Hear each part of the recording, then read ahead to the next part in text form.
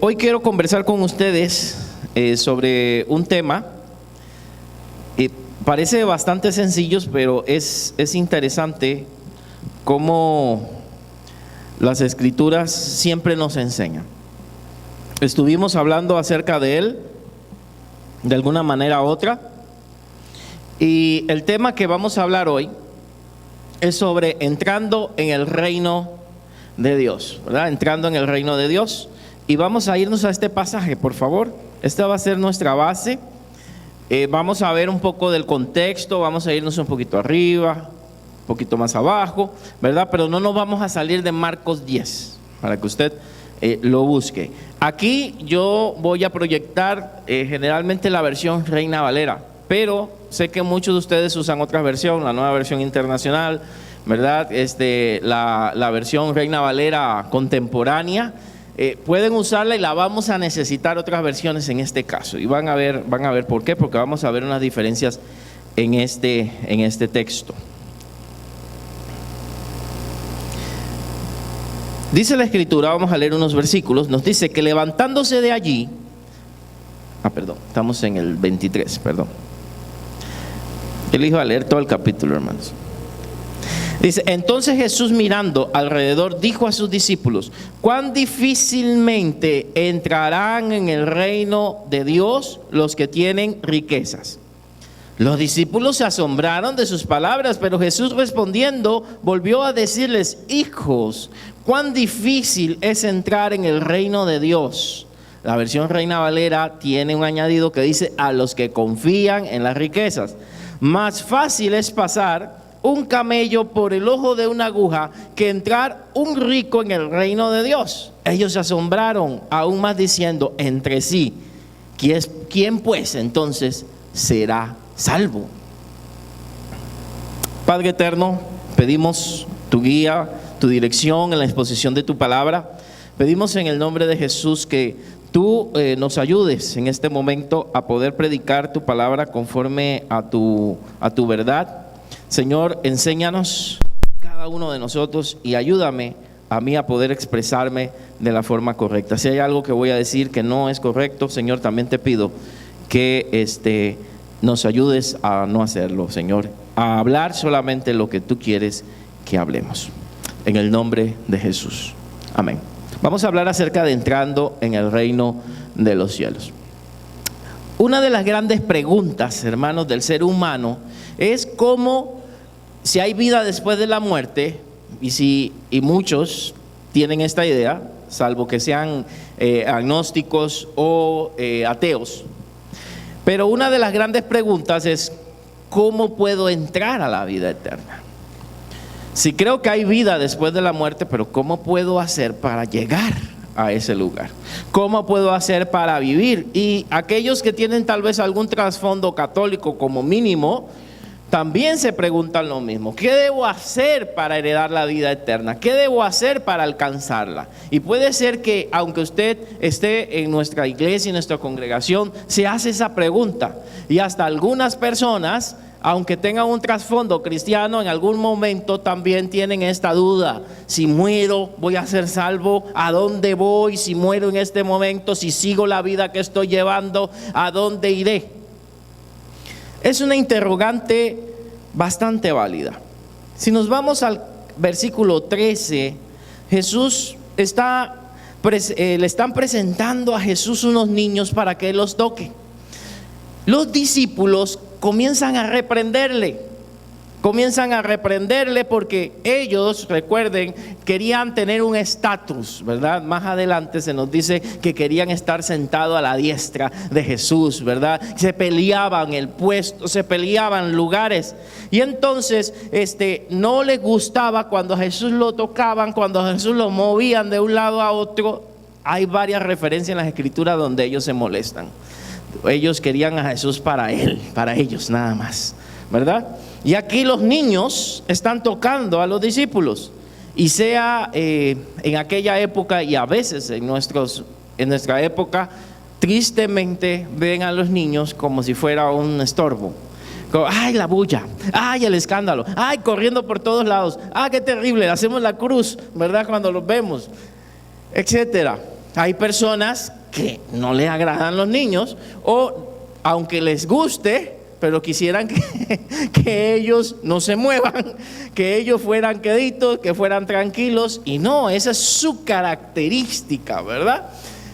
Tienen que moverse, tienen que hacer ruido, experimentan con las caídas, con los gritos, son traviesos, aunque no nos guste. Esa es su realidad. Y estaban, me imagino, encima de Jesús. No sé si le jalaban el colocho, no sé si lo tocaban, ¿verdad? Pero estaban ahí, estos se incomodaban.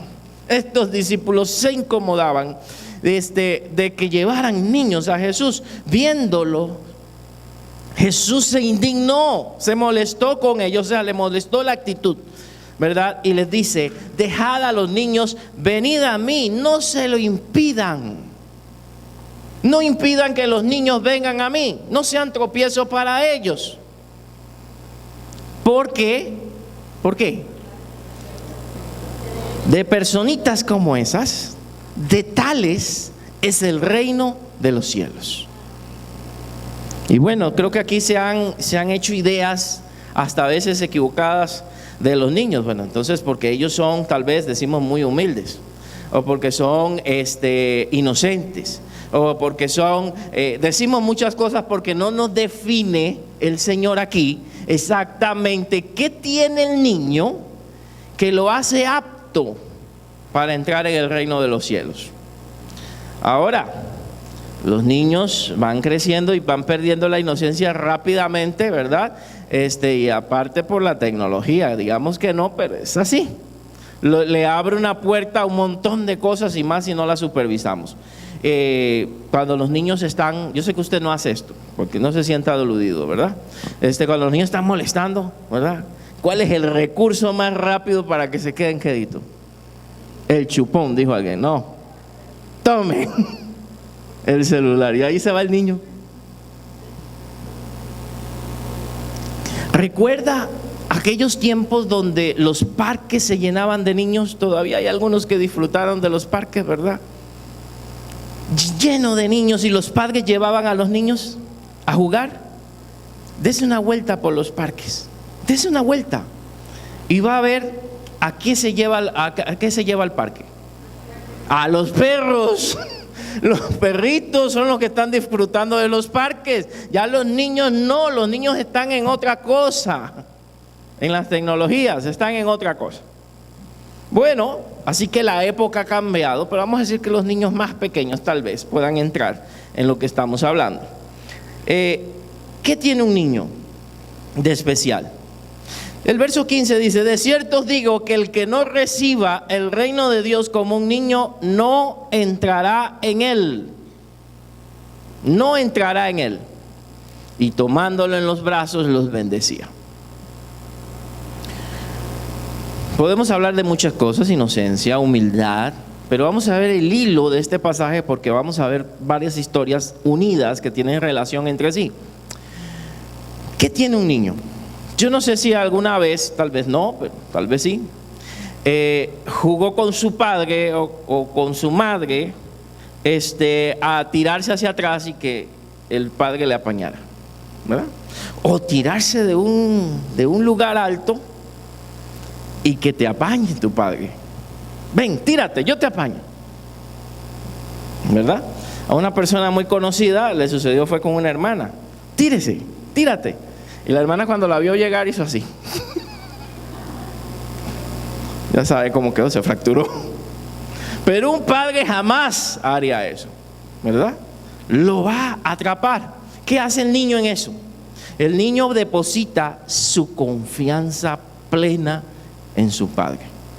Ya cuando crecen ya no creen tanto, ¿verdad? Pero mientras son pequeños, ellos depositan su confianza plena.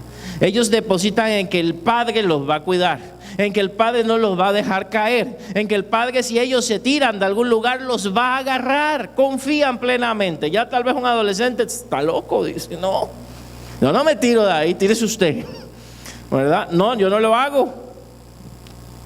Pero un niño confía. Recuerda esta palabra: confianza.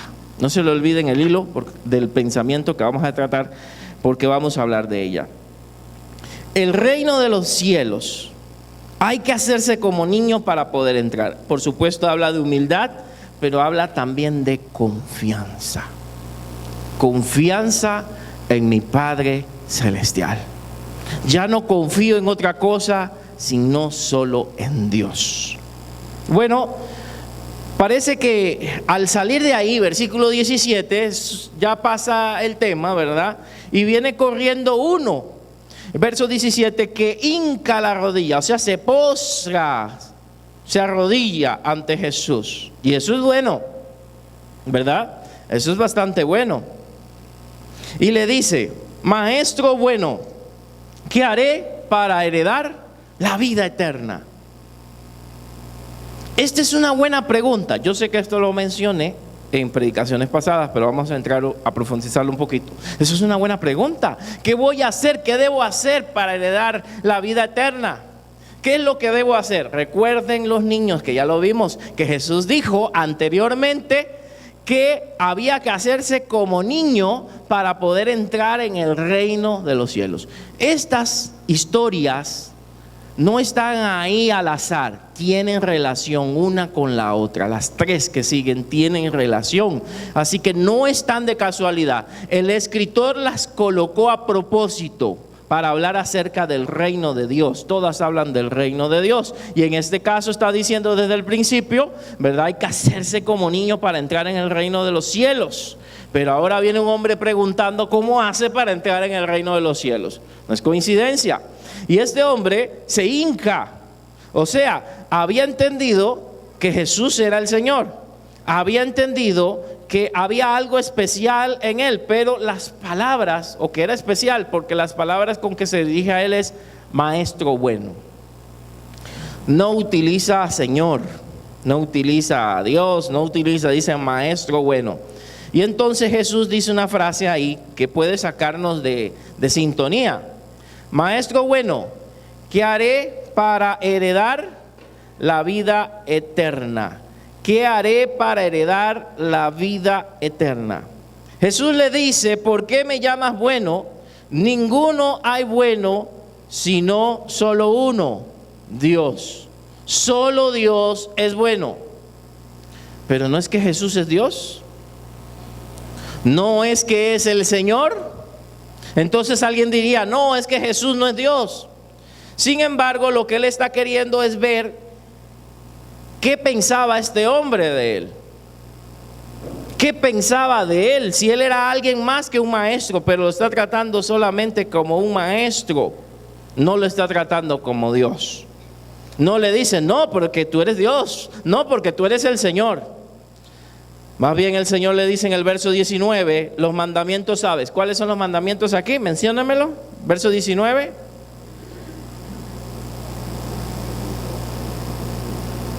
El primero, no adulteres. El segundo, no mates. El tercero, no hurtes. Después, no digas falso testimonio. No defraudes. Honra a tu padre y a tu madre. Todos estos mandamientos, ¿con qué tienen que ver? ¿Con ayudar o apoyar a quién? ¿Con amar a quién? El prójimo. Con amar al prójimo. ¿Ok? Entonces, el hombre había cumplido con los mandamientos del Señor. Los mandamientos de Dios se dividen en amar a Dios y amar al prójimo. Pero él había cumplido todo lo que tenían que ver con amar al prójimo. ¿Y amar a Dios? ¿Y amar a Dios qué? Amar a Dios también era importante. Amar a Dios, probablemente él dice, está implícito. Yo he hecho todas estas cosas. Yo he hecho todo esto desde mi juventud. Maestro, he guardado todo esto desde mi juventud. Y en el verso 21, como dije aquella vez, entonces Jesús mirándole, le amó. Como cuando alguien dice algo por ahí y usted dice, ¿verdad? Esta es una frase mucho de Brenda, ¿verdad? Ay, cosita, dice. Ay, cosita, como, qué tierno. Pero no está correcto, ¿verdad? No está bien. Entonces él lo miró con cariño y le amó. Lo miró y le amó por ese deseo de hacer lo correcto, de cumplir los mandamientos, de portarse bien. Me he portado bien desde joven, he cumplido los mandamientos, y esto, digamos, para él tal vez requiere algún tipo de esfuerzo. Ay, pero no es por obras, no es por lo que hacemos, no es por nuestras acciones, aunque las obras, pongo entre paréntesis para que no me malinterprete, son importantes para un hijo de Dios. Pero la salvación no se gana, no se compra. Y entonces por eso es que lo amó, y entonces le dice, una cosa te falta.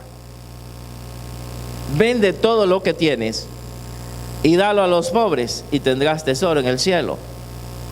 Y ven, sígueme. Y aquí dice una frase, tomando tu cruz, pero quiero decirle que en los manuscritos antiguos no aparece, solo lo da a entender. Vende todo lo que tienes y sígueme.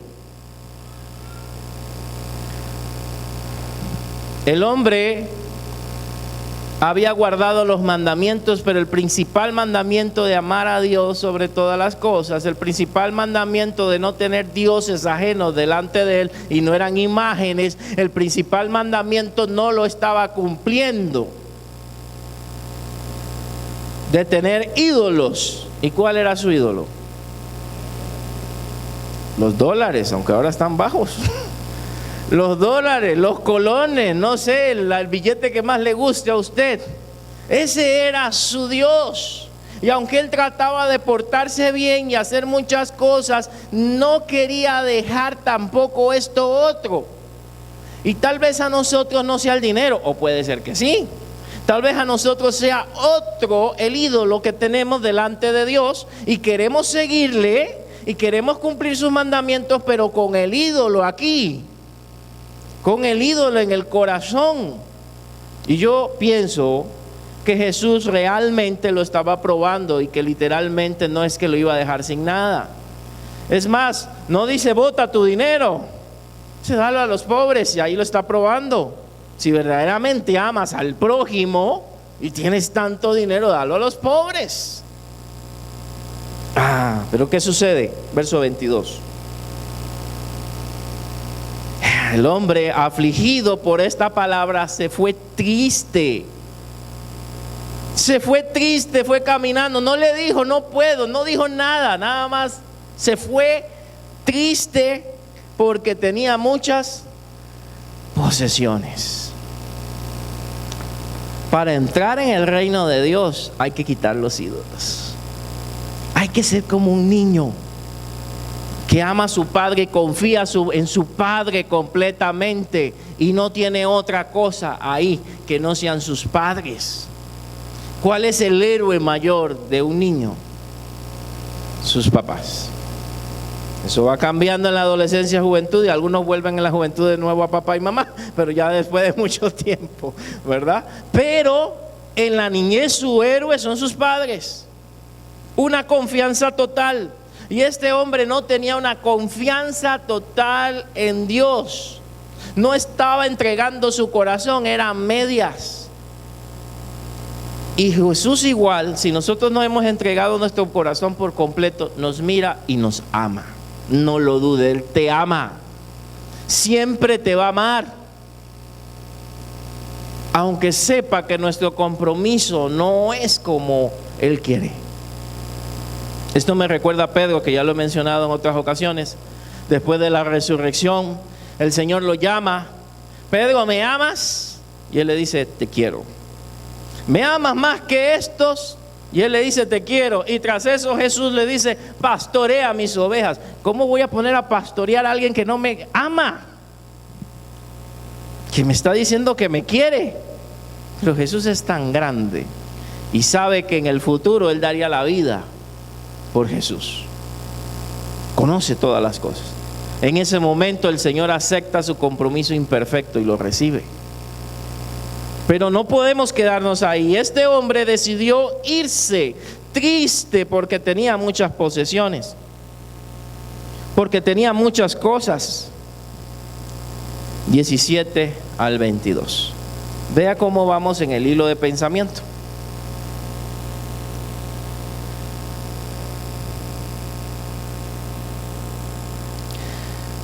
Ahora Jesús, después que se va, dice que no hay que hablar a la espalda de la gente, pero Jesús es Jesús.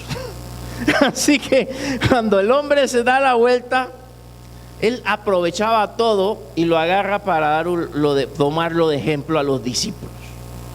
Entonces, el hombre se retira, en el verso 23, y entonces Jesús, mirando alrededor, dijo a sus discípulos: cuán difícilmente entrará en el reino de Dios los que tienen riquezas. Y ahí viene la enseñanza para ellos.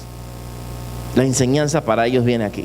Es muy difícil que alguien que tiene riquezas entre en el reino de Dios. Y dice riquezas. Ojo con eso. Riquezas. Es difícil. Yo me imagino a los discípulos ahí, viendo a ese hombre casi perfecto. Yo me imagino cuando llegó él y dice: yo he cumplido este mandamiento, desde mi juventud. Yo me imagino Pedro: usted es más santo que nosotros. Usted se merece la vida eterna. ¿Verdad? Y Judas adentro: este está mejor que yo. Y Tomás, que era un incrédulo. O sea, humanamente, probablemente, moralmente, ese muchacho era mejor que los discípulos. Y mire, Dios no llama a gente perfecta. Dios nos llamó a nosotros. Dios no llama a gente moralista que se portan bien, porque afuera en el mundo hay gente que se porta muy bien y que tienen normas altas, no solamente los cristianos, que tienen normas altas, pero la salvación no es por las normas altas, no es por ser moralista, es por creer en Jesús y depositar nuestra confianza en Él. Ahí empieza nuestro cambio.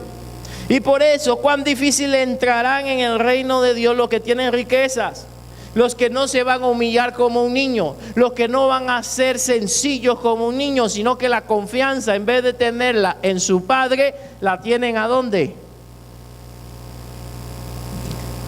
Pero qué fácil es pasar una prueba con dinero, ¿no? Saca el dinero y resuelve el asunto, ¿verdad? Una situación económica, ahí bueno, hay unos millones, ahí yo lo resuelvo y ya pasé la prueba. Pero cuando no tienes a dónde agarrar, cuando no hay salida, cuando no hay fondos en el banco, cuando te dicen que el ser humano no puede resolver esto, es ahí donde entra nuestro Dios, donde el hombre ya no puede resolver nada. Pero los que confían en las riquezas creen que todo lo tienen resuelto, creen que todo lo pueden resolver, todo lo pueden hacer.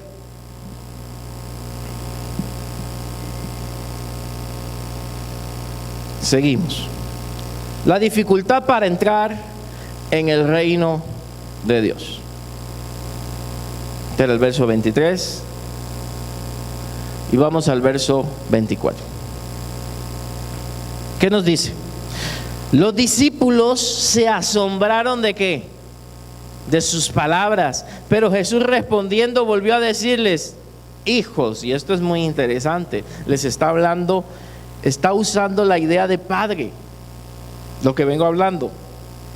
Hijos, cuán difícil les es entrar en el reino de Dios. Pongo esto en minúscula porque esta frase no aparece en los manuscritos más viejos, los más antiguos. Tal vez en alguna de sus versiones sí está, en la Reina Valera vieja del 60, la Reina Valera contemporánea probablemente no lo tenga, la nueva versión internacional, la Dios habla hoy, no lo va a tener, porque esto no aparece en los manuscritos más antiguos. ¿Cómo se come eso? Trataré de explicarlo rápido. En ese tiempo no habían fotocopias, hermanos, para copiar la Biblia. No habían programas digitales. ¿Cómo lo hacían? Lo copiaban a mano, palabra por palabra. ¿Se imagina ese trabajo? Palabra por palabra hacían una copia.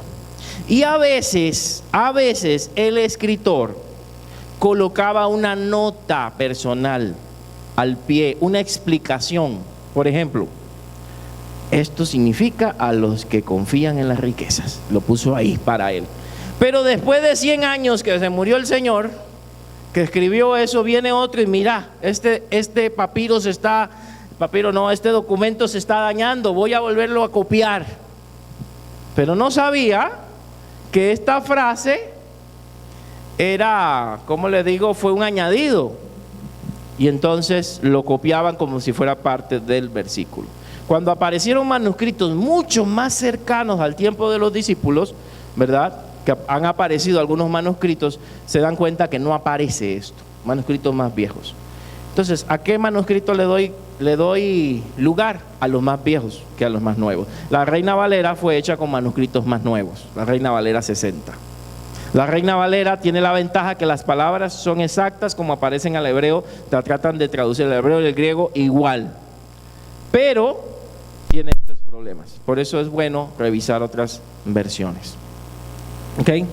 Si alguien tiene dudas, espero que eso no afecte la fe de nadie. La Biblia sigue siendo inspirada por Dios, sigue siendo la palabra de Dios en sus manuscritos originales, es perfecta, pero al transcribirla, el hombre comete errores en la transcripción. Sus originales son perfectos. Entonces esto no aparece en los originales, por así decirlo, no aparece. Sin embargo, no está descabellada el análisis de ese escriba. Él está diciendo que cuán difícil es entrar en el reino de Dios, y él analizó, sí, a los que tienen riquezas, pero Jesús lo dejó hasta ahí. ¿Por qué lo dejó hasta ahí Jesús? Porque ahora lo está aplicando a todo. Es difícil, muchachos, entrar en el reino de Dios. Y ellos se quedan espantados. Si ni los ricos pueden entrar, nosotros estamos listos. Si ni los ricos que tienen dinero para hacer buenas obras, si ni los ricos que pueden ayudar al prójimo, si ni este hombre que dice que guardó todos los mandamientos y nada más por una cosita le dice el Señor que no. Y nosotros que somos imperfectos. Así que ellos se asombran de que Jesús no diga que ese hombre puede entrar en el reino de los cielos con esa conducta tan intachable. Ellos se quedan asustados. ¿Cómo es que este hombre cumple hasta la ley mejor que nosotros? Y dice el Señor que es difícil entrar en el reino de Dios. Ahora el Señor Jesús se lo está aplicando a ellos también. Y está generando una pregunta, lo está haciendo al propio para que ellos analicen y entonces comiencen a hacer preguntas. Y por supuesto que las van a hacer.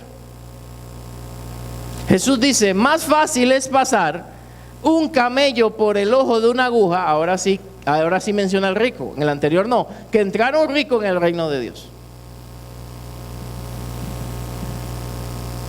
¿Cuántos saben enhebrar una aguja? Perfecto. La mitad. ¿Y a lo demás qué me les pasó, hermano? Probablemente esto. Usted está con la alfiler aquí, la aguja, y usted está como por acá, ¿verdad? Es que es visión 3D, dice. Visión especial. Ya no vemos, es difícil. Pero dice que es peor meter un camello. Hubieron algunas explicaciones que antes se hacían de que el ojo de la aguja era un lugar como una puerta muy pequeña donde el camello tenía que arrastrarse. Tal vez usted oyó esa explicación. Sin embargo, la palabra aguja ahí en el original es aguja. Es la aguja normalmente. Entonces Jesús lo que está queriendo decir es que no podemos meter un camello dentro de una aguja normal. Literalmente es lo que está queriendo decir. O sea, eso es imposible. Un rico confía en sus riquezas. Es imposible, lo que quiere decir Jesús, que vaya a entrar en el reino de los cielos. Porque ellos están en una época donde las personas que eran ricas, las personas que eran adineradas, eran consideradas espirituales. Las personas que tenían 20, 30 hijos eran los que Dios había bendecido. Y en la idea de aquellos era que si alguien era estéril, si alguien no tenía hijos, si alguien era pobre, era porque Dios lo había castigado de alguna manera. Era una idea equivocada, pero así se creía. Vean el caso de Job. Cuando Job enferma, los amigos comienzan a criticarle. Cuando Job pierde su dinero, los amigos comienzan a criticarle. Era una teología extraña, que ellos pensaban que Dios siempre bendecía al que estaba bien. Pero Jesús aquí está cambiando las cosas. Recuerde cuando ellos ven a un hombre ciego y preguntan los discípulos, ¿quién pecó? ¿Este o sus padres? Hace algunos años, cuando yo era joven, adolescente, estaba una teología de moda en las iglesias donde una persona, si estaba enferma, y más si eran enfermedades complicadas, era considerada que no era espiritual o que había un pecado oculto, y te lo hacían ver. Mi caso, a mi mamá cuando entró en cáncer, no mi pastor, no, sino que tuvimos que trasladarnos a otro lugar, a otra iglesia de la misma denominación. El pastor nunca hizo eso, pero el otro pastor dijo, algún pecado oculto tiene que tener por tener cáncer, porque un hijo de Dios no puede estar enfermo. Eso me abrió los ojos de la clase de teología que existía en aquella época, hoy como la prosperidad. Si tú no tienes dinero, si tú tienes deuda, tú no eres un hijo de Dios, porque un hijo de Dios debe tener riquezas, y eso es lo que se enseña, pero eso es una parte de la verdad. Es cierto que Dios bendice, es cierto que Dios sana, es cierto que Dios libera a sus hijos, pero hay ocasiones donde ellos tienen que pasar por pruebas, y hay ocasiones donde Dios decide decir no, se lleva a algunas personas por enfermedades, porque estamos en esta tierra. Vivimos en este planeta. Quisiera que no fuera así, pero es la realidad. Y esas teologías son equivocadas. Y la teología que tenía este hombre era equivocada. Los que tenían los discípulos, y Jesús le quiere decir, no significa que porque sea rico y porque haga buenas obras y le vaya bien en sus negocios, sea salvo. ¿A cuántos pastores habría que leerle estos versículos? Es más fácil pasar un camello por el ojo de una aguja que un rico entre en el reino de Dios. Eso está diciendo que es difícil. Pero veamos la reacción de los discípulos cuando oyen eso. ¿Qué? ¿Cómo? Me está cambiando mi manera de pensar. Es que a mí no me enseñaron eso. Y le dicen, ellos se asombraron aún más. ¿Por qué? ¿Acaso ellos eran ricos? ¿Qué les asustó? Les asustó que si un rico no entra en el reino de los cielos, entonces la tenemos difícil, porque todavía tenían la idea de las obras. Entonces les asombró y dijeron entre sí, ¿y entonces quién va a ser salvo entonces? Si este hombre, en mi cabeza, ellos pensaron, si este hombre que se portaba muy bien, que hacía todo lo que la ley decía y que Dios había bendecido con muchas riquezas, no podía entrar en el reino de los cielos, estamos listos nosotros. ¿Quién pues podrá ser salvo? Jesús ahí los está llevando para darles una enseñanza a ellos y también a nosotros. Y la enseñanza es que la obra, hermanos, es de Dios. La salvación le pertenece a Dios, no a los seres humanos. Y probablemente nos han enseñado una mezcla de ideas.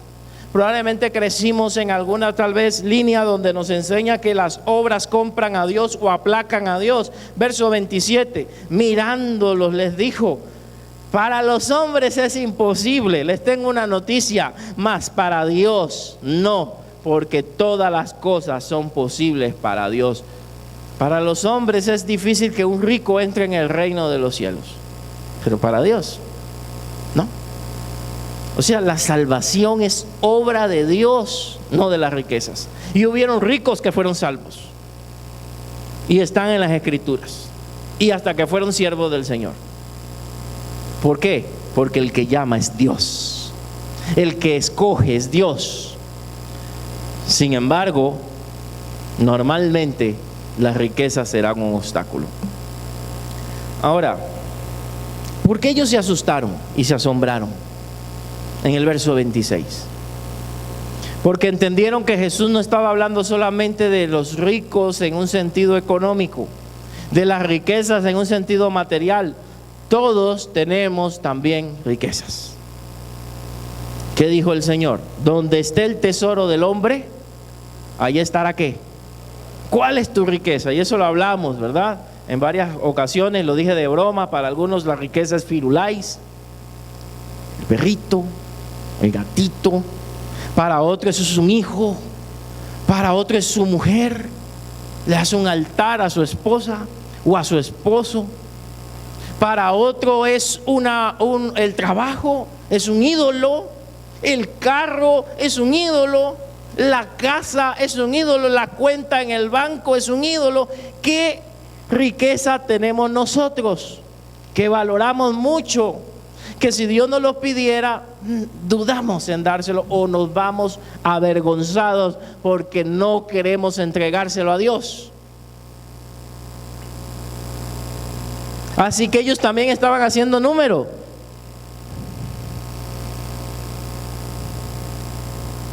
Aquí Jesús invierte las cosas. No es el que tiene dinero necesariamente el salvo. No es el que le va bien generalmente el salvo. No es el que se porta bien generalmente el salvo. Es a quien Dios ha llamado y ha obedecido ese llamado.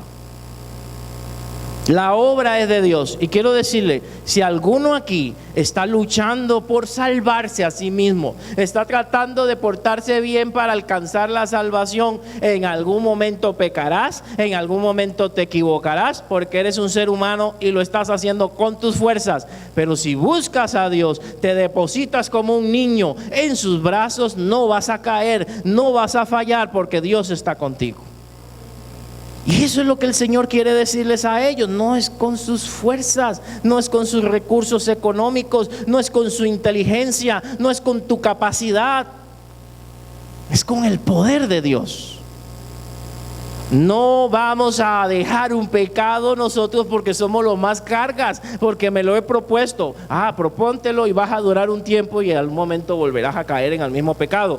Pero deposítate en Dios, déjate llevar por el Señor y lo vas a vencer.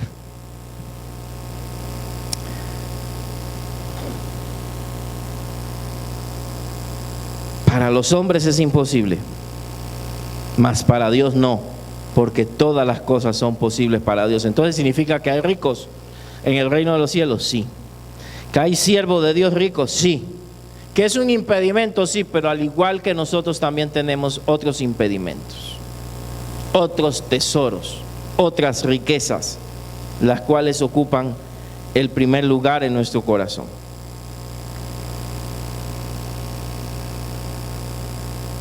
Aquí aprovechan los discípulos. Verso 28. Y sale mi personaje favorito, porque no es como yo, pero sale mi personaje favorito, que es Pedro. Pedro dice, entonces el verso 28, Pedro les va a decir, entonces Pedro comenzó a decirle, he aquí, se atrevió a decirle eso, nosotros lo hemos dejado todo y te hemos seguido. O sea, ¿cómo evalúas eso? Yo estaba pescando cuando me llamaste. Nosotros lo hemos dejado todo y te hemos seguido. ¿Cómo estamos nosotros? ¿Cómo nos evalúas? Atrevido Pedro, ¿no? Hay Pedros en las iglesias también. A veces la pegan, a otras no. Pero aquí Pedro hace una pregunta más profunda para ver si valió la pena dejar las cosas que él tuvo que dejar por seguir a Cristo. Yo no soy rico, pero ahí tenía una embarcación. Me iba bien con el pescado. También lo dejamos todo. Mateo dejó ahí de cobrar impuestos. Le iba bien cobrando de más. Nosotros lo hemos dejado todo y te hemos seguido.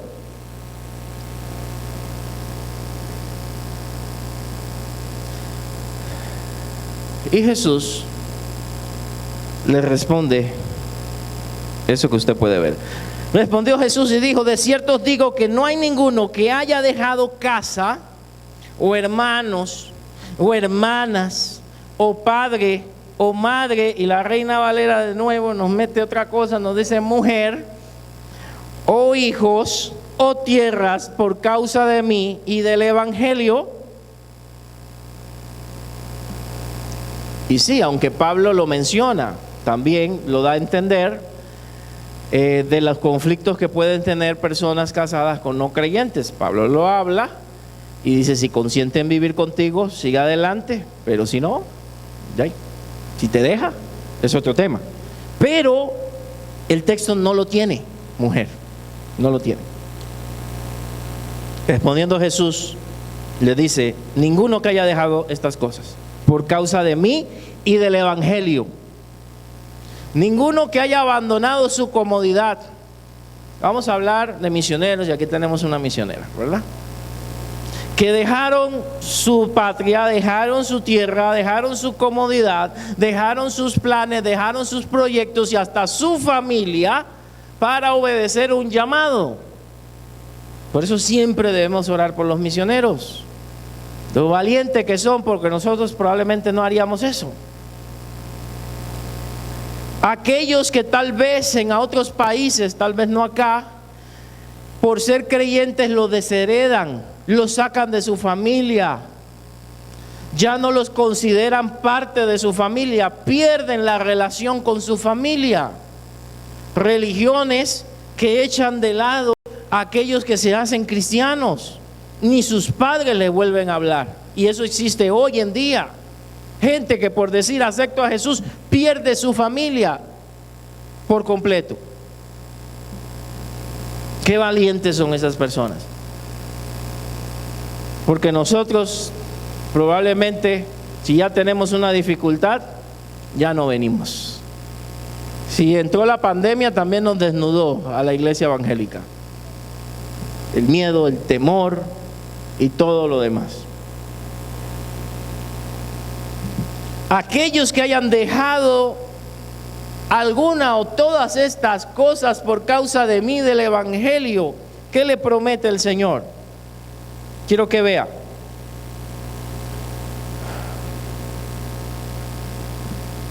Va a recibir 100 veces más, y lo subrayo, en este tiempo. Esa es la verdadera prosperidad. 100 veces más en este tiempo, y lo pone aquí: casas, hermanos, hermanas, madres, hijos, tierras, y la parte que no quisiera leerla, pero ahí está, también con persecuciones. O sea, la cosa no se pone bonita del todo, con persecuciones. Siempre va a haber pruebas, siempre van a haber dificultades, pero aquel que perdió algo, el Señor le da más, es lo que le quiere decir. Algo que usted perdió su familia. Si es un caso de un misionero que haya perdido una familia, Dios te da más familias, Dios te da más casas, Dios te da más hogares. Perdiste finanzas, perdiste hermanos, perdiste hijos, Dios te da otros hijos. Y no estoy hablando físicamente, espiritualmente. Familias, personas que te reciban. Ahora, pastor, yo no soy misionero. Sí, esto explica a los que han dejado muchas cosas por el servicio. Misioneros, algunos pastores, algunos siervos de Dios, que han obedecido el llamado y se han movido por fe. Claro que sí. Pero también usted y yo, aunque no seamos misioneros, hay momentos que el Señor nos pide algo de nuestras riquezas y tenemos que dejarlo a un lado. Te pide que le des prioridad, y tal vez por seguir a Cristo pierdes una amistad por hacerte creyente, pierdes un amigo. algunos hasta un buen trabajo. ¿Por qué? Por no obedecer al jefe en algo inmoral. El caso de las mujeres que le piden algo inmoral, o el caso de algunos varones que le piden camuflajear algún trabajo ahí, hacer algo incorrecto. Usted dice, no, yo soy creyente. Bueno, entonces el trabajo no es para usted.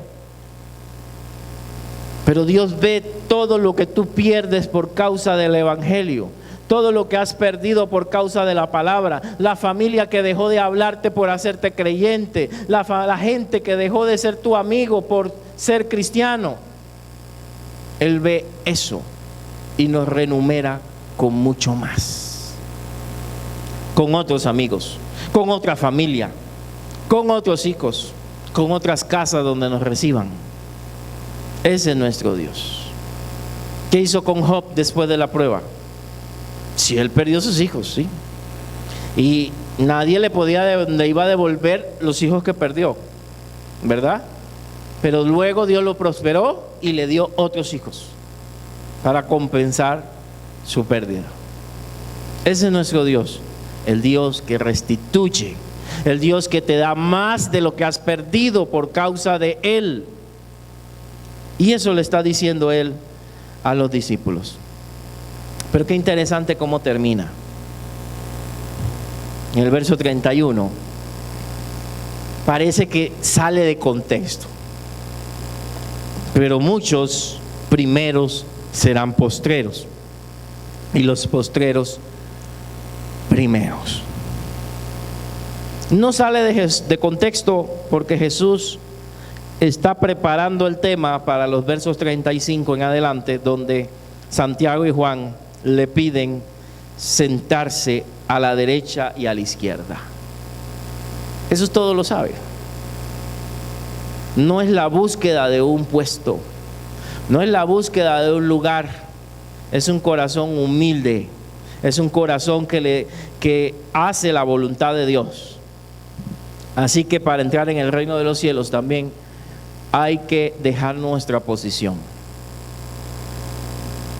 dejar de ser el primero, dejar de ser el rico como este hombre, y humillarse y aceptar la voluntad de Dios.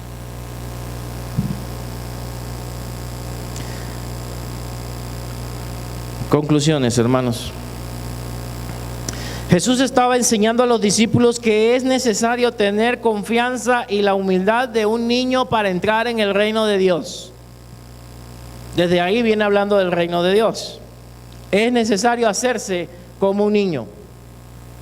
El Señor utiliza el suceso del joven rico para expresarles a los discípulos que no debemos confiar en las riquezas para ser salvos.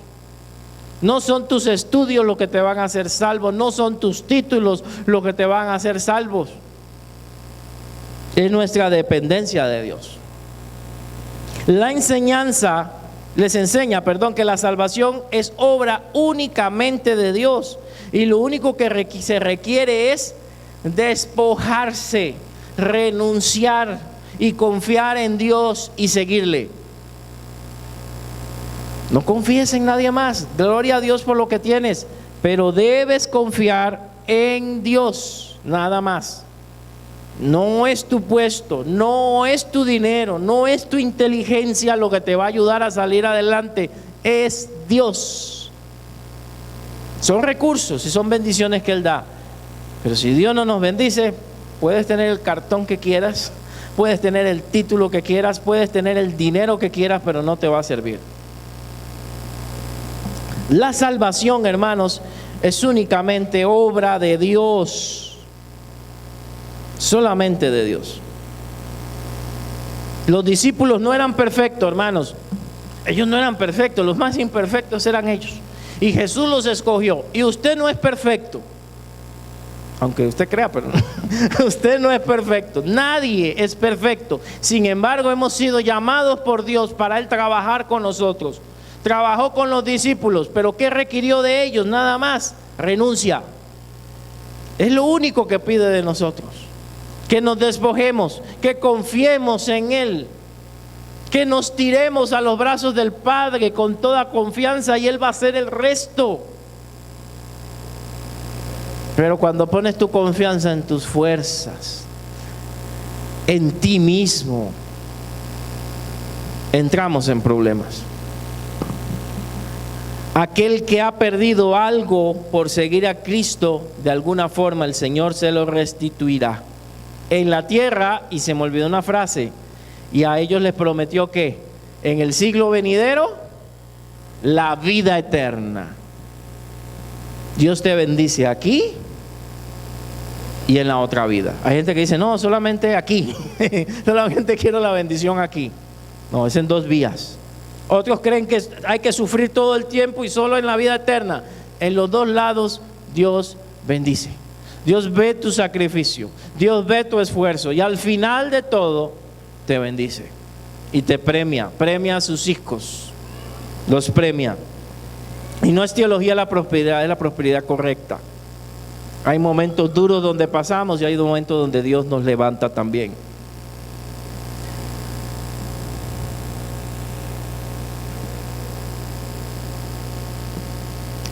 Confiamos en Dios como un niño. Aquí vienen algunas preguntas. ¿Usted confía en Dios como un niño? Él le dice, va y usted va. O usted dice, ¿por qué? ¿Para qué? ¿A dónde? ¿Cuándo? ¿Qué gano? ¿Qué obtengo? ¿Obedeces a Dios cuando Él te pide algo?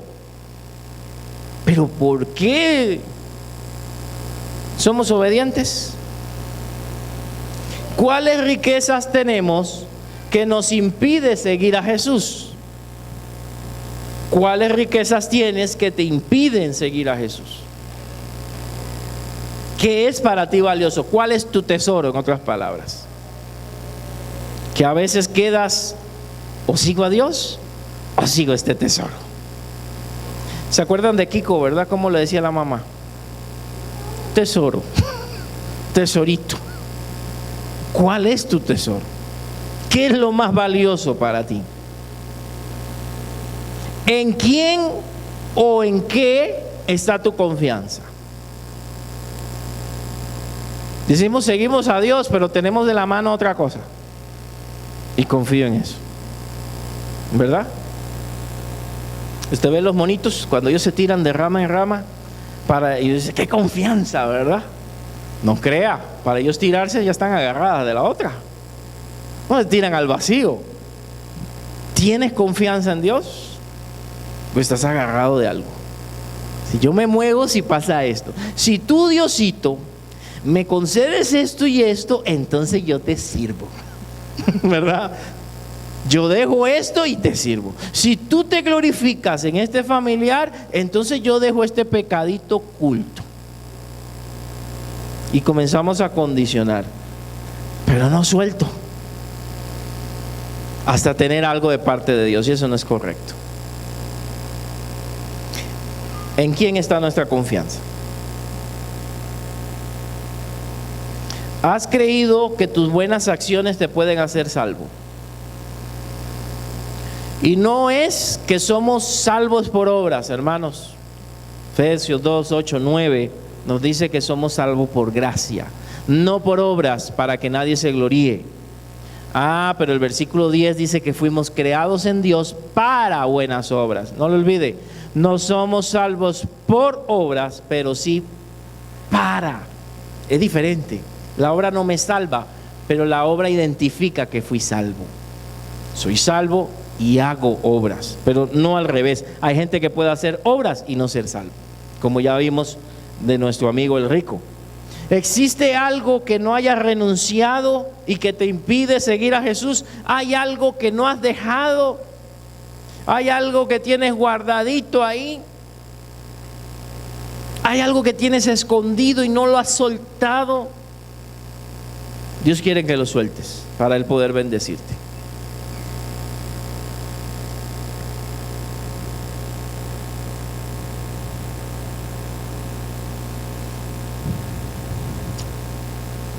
Hay alguien que ha perdido algo por causa de Cristo, aquí entre nosotros. Ha perdido, no sé, una relación por hacer la voluntad de Dios. Te das cuenta que eso no es correcto, que no es la persona para ti, tomas una decisión, probablemente te va a doler, pero obedeces al Señor. ¿Has dejado una amistad que no te convenía por causa de Cristo? ¿Has perdido la relación con un familiar que amabas por causa de Cristo?